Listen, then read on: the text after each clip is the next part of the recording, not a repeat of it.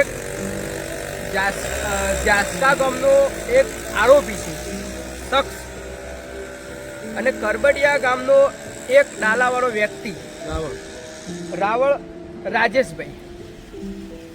રાજેશભાઈ 1 મહિના પહેલા જાસકા ગામની અંદર ડાલાની અંદર ભેંસ ભરી અને જાસકા ગયેલા અક્કાજી ઠાકોરના ઘેર ભેંસ લઈને.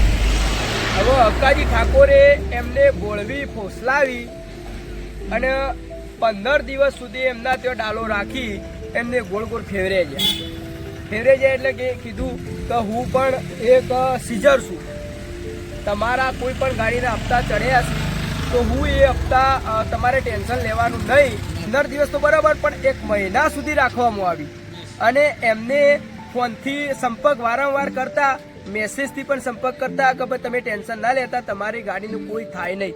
પણ એમને બારોબાર બીજાને સુપ્રત કરી દીધી. સુપ્રત કરી એટલે કે ઘીરે મૂકી, વેચી મારી, એવી કંઈક ઘટના બનેલી. પણ જાણવા મળતો એવી માહિતી મળી કે એ પણ કંઈક ગૌ માંસ ભરી અને બારોબાર દરેક જગ્યાએ જાય છે, મહેસાણા પેલી બાજુ, એવી પણ ઘટના સામે આવી છે. તો હવે એ ઘટના વિશે હવે આપણે જે પણ ગાડીના માલિક છે તેના જોડે વાત કરવાનો પ્રયાસ કરીશું. બોલો. મારો ગામમાંથી ભેંસ ભરીને જવાનું જાસકા ગયો એટલે થોડો સંબંધ થયો, 2 વખત ગયા. એટલે પછી એમને એમ કીધું કે મારે ગાડી ખેંચવાનો મારો ધંધો છે.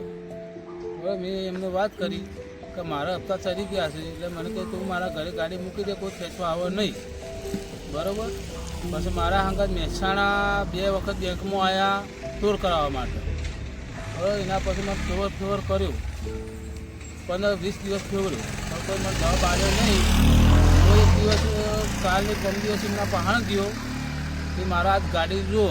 એટલે મને આખા વિસનગરમાં ફેવર કરી, પણ ગાડી આવી નહીં. એટલે મેં એમને કીધું કે મને ગાડી ના મળે તો હું દવા પીને મરી જાઉં. એટલે એમને મને જવાબ એવો આવ્યો કે તું દવા પીને મરી જા, બરાબર.